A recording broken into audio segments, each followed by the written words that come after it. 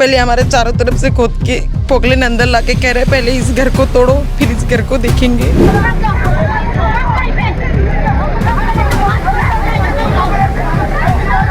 घर के अंदर से खींच के ले गए और बच्चों को हम लोगों को भी उठा उठा के पटक पटक के मारा।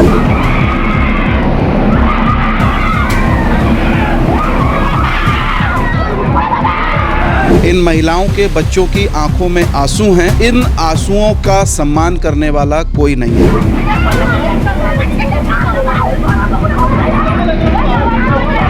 तब से ये चूल्हा खामोश है, जब से लोगों को पता चला है कि अब इस जगह पर सरकार इनके चूल्हे नहीं जलने देगी। 150 वो लेडीज पुलिस जेंट्स पुलिस भी था, वो उन लोगों हम सबको पकड़ के रखा था। 1947 में भारत पाकिस्तान विभाजन के बाद पूर्वी हिस्से से, पूर्वी पाकिस्तान से बंगाली समाज के लोग विस्थापित होकर यहाँ आए थे। तत्कालीन सरकार ने उनको बसाने का काम किया था। पहली बसासत दिनेशपुर में बंगाली समाज की 1951 में हुई थी और शक्ति फार्म से लगा हुआ चूँकि ये इलाका है तो यहाँ पर बसासत 1956 से 1959 तक हो गई थी। प्रहलाद पलसिया में लोग रहते हैं। ये लोग भी लंबे समय तक शक्ति फार्म में निवास करते थे और वहाँ पर जब आजीविका का संकट रहा और बगल में उन्होंने ये ज़मीन देखी कि बंजर पड़ी हुई है, सरकार इसका कोई उपयोग नहीं कर रही है। जो तत्कालीन अधिकारी थे, जो तत्कालीन राजस्व विभाग के कर्मचारी थे, उस विभाग से आपसी सहमति के तहत इन लोगों को खेती करने के लिए ये ज़मीन दे दी गई। जो कब्जा भराने के लिए कागज जो बनाया था वो अधिकारी लोग उसको पूरा भी नहीं किया, हर साल हमसे पैसा खाता रहा। 45 एकड़ ज़मीन है इस पूरे एरिया में। इसमें से लगभग 20 एकड़ ज़मीन पर 17 परिवार अपना खून पसीना लगाकर खेती करते रहे हैं। कोई 2 एकड़, कोई 2.5 एकड़। जितना भी फसल हम 1-2 एकड़ में ज़मीन में उगाते वो सब उनको देने में लग जाता, तो उनको देते देते हम तो पूरा खोखला ही हो गए।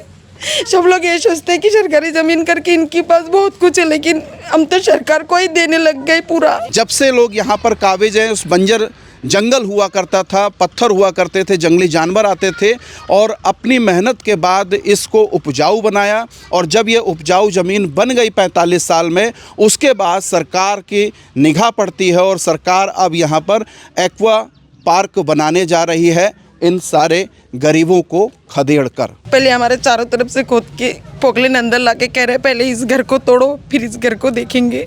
फिर हमने उनका हाथ पैर पकड़ा, घर के अंदर से खींच के ले गए और बच्चों को हम लोगों को भी उठा उठा के पटक पटक के मारा। 3-4 पुलिस लेडीज हम लोगों को पकड़ के रखा था, कह रहा कि पहले घर तोड़ो फिर देखेंगे, इनको सब घेरो। अभी कोर्ट में चूंकि पूरा मामला लंबित है और हाई कोर्ट से इस एक्वा पार्क के जद में आने के चलते जो इनको बेदखल करने के नोटिस जारी हुए हैं, उस प्रक्रिया को रोकने का आदेश भी हाई कोर्ट से जारी हुआ था। लेकिन विभागीय अड़चनों और विभागीय सांठगांठ के चलते उस आदेश को ठंडे बस्ते में डाल दिया गया और आपने देखा कि एक्वा पार्क का निर्माण चल रहा है। नोटिस तो 10-12 दिन पहले आया था, फिर 10-12 दिन बाद हमें नोटिस अपने हाथ में दिया और 1 दिन का टाइम दिया कि 1 दिन में सब घर खाली करो। हमारा कोई व्यवस्था भी नहीं की कि जो घर हम खाली करके वहीं पे चले जाए। बसंती राय हैं और ये उनका घर है, आप देख सकते हैं। इस जगह थोड़ा सा इन्होंने ये पक्का किया हुआ है, वरना ये झोपड़ी है, छोटी सी झोपड़ी है। और यहाँ पर ये जो सरकारी बोर्ड लगा हुआ है वो ये बता रहा है कि सरकारी सुविधाएं यहाँ पर मौजूद हैं और लोग नए नहीं हैं, पुराने बासिंदे हैं और बिना पुनर्वास के आप कैसे उतार सकते हैं। 150 वो लेडीज पुलिस जेंट्स पुलिस भी था, वो उन लोगों हम सबको पकड़ के रखा था। हमारा बूढ़ा जो ससुर है वो अभी हॉस्पिटल में है, वो उसी दिन से उनका तबीयत बहुत ख़राब हो गया। वो भी पैर पकड़ने लगे, कह रहे नौटंकी लगा के रखा है, सरकारी ज़मीन खा रहे। बसंती राय जैसी फैमिली यहाँ पर है, ऐसी ही कई अन्य फैमिलियाँ हैं। टोटल इस अतिक्रमण की जद में 17 फैमिली बताई जा रही हैं, लेकिन 8-9 फैमिलियाँ ऐसी हैं जो तोड़ी जा रही हैं, जिनको नोटिस दिया गया है। 3 तारीख को नोटिस जारी हुआ था, लेकिन इन लोगों को 10 तारीख को 10 नवंबर को वो नोटिस दिया गया और सिर्फ 2 दिन का वक्त था कि 12 तारीख तक अगर आप ये खाली नहीं करेंगे तो फिर जेसीबी लाकर सरकारी महकमा इस पूरे अतिक्रमण को, यानी कि इन गरीबों के आसियानों को उजाड़ देंगे। तब से धरना प्रदर्शन है। इन महिलाओं के बच्चों की आंखों में आंसू हैं और इन आंसुओं उसका सम्मान करने वाला कोई नहीं है। मैं सरकार से निवेदन करूंगा कि आपके मंत्री, संतरी, विधायक, आपके प्रशासन जिस प्रकार से झूठी रिपोर्ट तैयार करके बंगाली समाज के इन परिवारों को उजाड़ने के काम किए हैं, उसी प्रकार से बंगाली समाज की ये मांग है कि इन लोगों को पुनर्स्थापित किया जाए, नहीं तो सड़क से लेकर सदन तक इसके लिए आंदोलन करने के लिए बाध्य होंगे। जिस सरकार ने बंगाली समाज के लोगों को इस तरीके की जल आपूर्ति के लिए, पेयजल के लिए टंकी दी, राशन कार्ड दिया, वोटर लिस्ट में नाम जोड़ा, आधार कार्ड बनाया, बिजली के मीटर से लेकर अन्य सारी सुविधाएं भी दी हैं, और ये सारे के सारे लोग जो अतिक्रमणकारी बताए जा रहे हैं, जिनको खदेड़ने की पूरी तैयारी प्रशासन कर चुका है, लंबे समय से 60 साल से ज़्यादा का वक्त हो गया, वोट देकर अपनी स्थानीय सरकार से लेकर विधायक और सांसद तक चुनते चले आए हैं, लेकिन आज इनकी सुध लेने वाला ना तो विधायक इनके दरवाजे पहुंच रहा है, ना सांसद इनसे मिलने के लिए आए हैं, और सरकारी सिस्टम भी इनकी अनदेखी कर रहा है।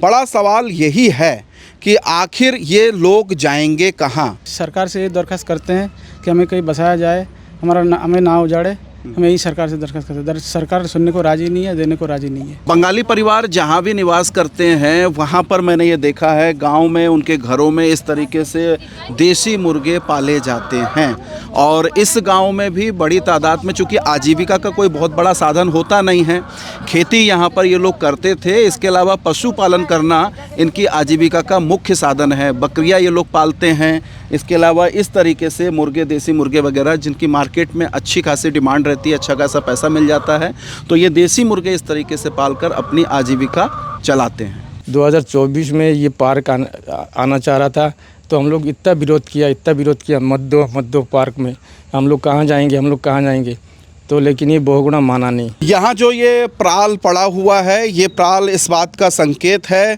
कि धान की फसल से निपटे हैं किसान, और धान निकालने के बाद अब ये चारे के रूप में जानवरों के इस्तेमाल होगा। तो एक ग्रामीण परिवेश और ये जो गरीब का अपना आशियाना आप देख रहे हैं, इस घर के लोग भी आशंकित हैं, परेशान हैं, और ये चूल्हा खामोश है तब से ये चूल्हा खामोश है जब से लोगों को पता चला है कि अब इस जगह पर सरकार इनके चूल्हे नहीं जलने देगी। रसोई इस तरीके से खाली हो चुकी हैं। ये बहुगुणा का चाल है। ये बहुगुणा का चाल ऐसा है जैसे कि ये नोटिस हमको 3 तारीख को नोटिस जारी हुआ, 4 को हमको देना था, ये 5 को ही देना था, उसने दिया 10 को। ये साजिश है ना। लगता है गरीब के भगवान भी गरीब होते हैं। समाधान बड़े बड़े मंदिरों से नहीं निकल रहा है, तो इस तरीके से गरीब के छोटे से झोपड़ी के सामने, इस छोटे से मंदिर से क्या समाधान निकलेगा, क्योंकि गवाही मानी नहीं जा रही है।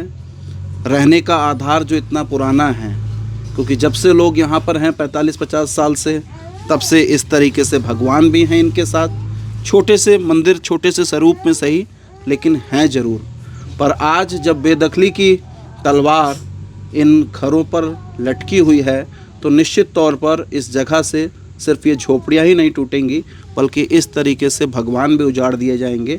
छोटे छोटे मंदिर, छोटी छोटी आस्थाएं, छोटा छोटा जो लगाव है और छोटा अस्तित्व जो बड़ी धारणा के साथ बुज़ुर्ग हो गया, निपट गया, कई पुश्तें यहाँ से निपट गईं, वो सारे सपने, वो सारी चीज़ें, सारी यादें भी यहाँ से मिटा दी जाएंगी। इसकी तैयारी चल रही है। तमाम जोखिम उठाते हुए भी ये लोग यहाँ खेती करते रहे और अपने बच्चों के सुनहरे भविष्य के लिए प्रयासरत रहे, लेकिन इनको नहीं मालूम था कि सरकार में बैठे हुए लोगों की गिद्ध नज़र जब ज़मीन पर पड़ती है तो फिर सारे वायदे, सारे इरादे वो सब नेस्तनाबूद हो जाते हैं और सरकार को फिर सिर्फ़ और सिर्फ ज़मीन चाहिए होती है। ये लोग ऐसा नहीं कि ये डेवलपमेंट के ख़िलाफ़ हैं।